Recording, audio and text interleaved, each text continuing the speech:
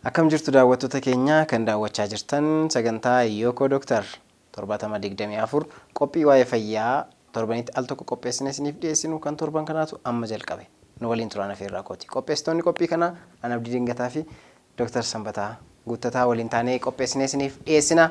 Har'a waa'ee taayifoidii, taayifasii akkasumas ameebaaf jaardiyaa maal akka ta'anii akkamitti ofirraa akka ittisnu akkasumas yaalli isaanii maal akka ta'e walii wajjin ilaalla. Dooktar baga nagaan wal agarre. Tole egaa baga nagaa walitti deebine. Namoonni baay'een taayifoidii taayifasiin na qabee qoricha naa kennanii jedhu ji'arraas yoo wanti ta'e isaan dhukkubee taayifasiin na qabee taayifoidiin na qabee jedhu barannoodhumaan mee waa'ee dhukkuboota kanaa ilaallu. Tole taayifasiin maalirraa nama qaba? Deebisee immoo inni laaboraatooriidhaan hojjetamee taayifasii jedhamu maalidha isa jedhu ilaaluun barbaachisaadha jedhee yaada. Taayifasiin egaani dhukkuboota gosa lamatu jira.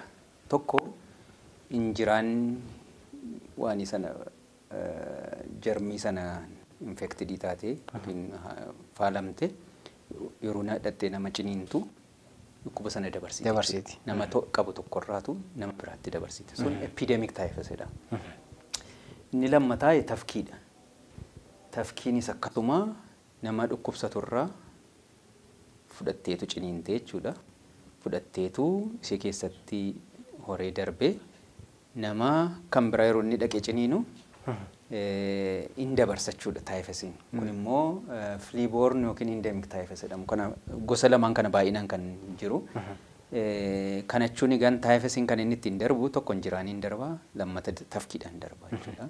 Sun egaan mana sana keessa haala jiru sitti hima tokko.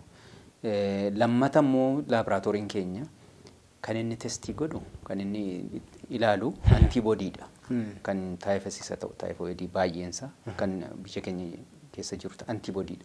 Antiboodii jechuun al tokko namni tokko dhukkuba wayitti saaxilamnaani namni isaa akka talaalliittiitu oomisha antiboodii. Antiboodii sana oomishee antiboodiin sun yeroo dheeraadhaaf qaama keenya keessa tura. Kanaaf namni tokko har'a yoo dhukkubsate fakkeenyaaf ji'a 3-4 booda erguma fayyeeyyuu yoo ilaalame positive jedhama. Positive ta'uu danda'a. Nanna keessa tura antiboodiin sun wanteedha. Kaan immoo gaan false positive ta'uu danda'a. Tuuma dhukkubi sun hin jiraatin iyyuu yeroo inni itti positive dhadhee namatti kun waa'ee specificity sensitivity wanti dhan jira testii tokko irratti specificity isaa hima. Jechuun hamma inni positive jedhe keessaa meeqatu dhugaadha isa jedhuu fi sun egaa laaboraatoorii irratti hamma ta'e wanti sun dogoggoras ta'uu wanta danda'udha jechuudha. Tokko dhugaa ta'uu danda'a. Injiraaniif tafkiidha wanti namarraa namatti daddarbu jiraachuu danda'a. Lammata immoo haalumti amalumti wanta nuyi strip isheen yookiin reejentiin nuyi laaboraatoorii keessatti fayyadamnu suni amalli ishees murteessaadha jechuudha. Kanaafuu baay'eensaa yookaan kanaan dura qabamnee nu keessatti antiboodii jira. Yookaan immoo laaboraatoorii sanaan taa'aa jechuudha. Yookiin dhugaadha ta'uu danda'a yookiin kan dura ta'uu danda'a yookiin immoo reejentii sanarraas ta'uu danda'a. Ta'uu danda'a jechuudha. Kan taayifoidii. Kan taayifoidiis wal fakkaataadha. Taayifoidiin inni gaan haala inni ittiin nama tokkorraa nama biraatti darbutu xinnoosee akka sasanaa miti. Inni kuni nyaata yookiin bishaan namni fakkeenyaaf dhukkuba sana qabu yoo of eeggannoo malee harka isaatu inni qaxinfamni qopheessee namaa fide nama tokkorra nama biraatti darbuu danda'a jechuudha.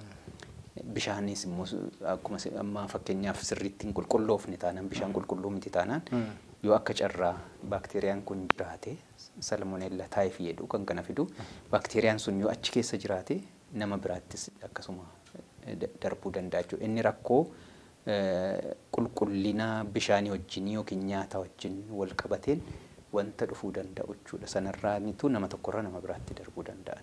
Egaa mee kan taayifoidii fi taayifasii kana mallattoon isaanii yeroo baay'ee wal fakkaata. Mallattoo akkamiiti kan isaan argisiisan? Inni tokko qaamaan ho'inni qaamaa garmalee ol ka'uudha. Fever sanumaan iyyuu dadhabbii mataa bowwuu yookiin immoo kan biraan immoo fedhiimti nyaata hir'isu taayifoidii irratti kan adda ta'u gaan tokko hin teessisa yookiin garaa kaasa yookiin maaluma tokko immoo garaamti goguus hin danda'a. Garaa ciniinnaa fa'ii qabaachuu hin danda'u. Gaan irra caalaanni baay'inaanii mallattoo garaa keessaatii fi ho'ina qaamaatiif mataa dhukkubbiidha yeroo baay'ee kan taayifoidii isa kana. Kan taayifesiis wal fakkaata garuu kan taayifesii irratti kan tarii hin jiraanne isa garaa kaasan kuni yookiin immoo garaa keessa ciniinna wanta akkasii jiraachuu dhiisuu danda'a. Irra caalaa inni immoo isa ho'ina qaama dabaluu mataa dhukkubbiidhaa fi nannoomti guutuuni akka caccabsaatti yookiin foon irra ta'uu danda'a yookiin buusaa irra ta'uu danda'a. Meegaa akkaataan daddarbasaa muraasa nuuf kaastaniitu namarraa namarratti darbuu danda'a. Koman kan ittiin jennu akkaataan daddarbasaa. Eegaan taayifoidiin kan inni ittiin daddarbu tokko qulqullina bishaanii deebisee nama qaburra namoota nyaata keessuma namoota nyaata qopheessan yookiin mana nyaataas ta'uu danda'a yookiin manattis ta'uu danda'a. Namni tokko kanaan durallee taayifoidiin qabame fayyade yoo ta'e carraan baakteeriyaan sun hafee nama tokkorraa namoota biraa irratti darbuu jira. Kanaaf inni dhibeema qulqullinuma bishaaniitiif nyaataati yeroo baay'ee.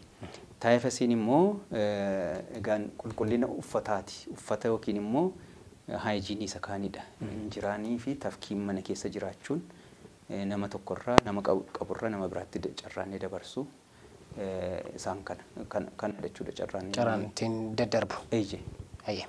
Egaan daawwattoota keenya kan daawwachaa jirtan sagantaa Yookoo Dooktar torbanitti al tokko waa'ee qophii fayyaa qopheessinee isiniif dhiyeessinudha.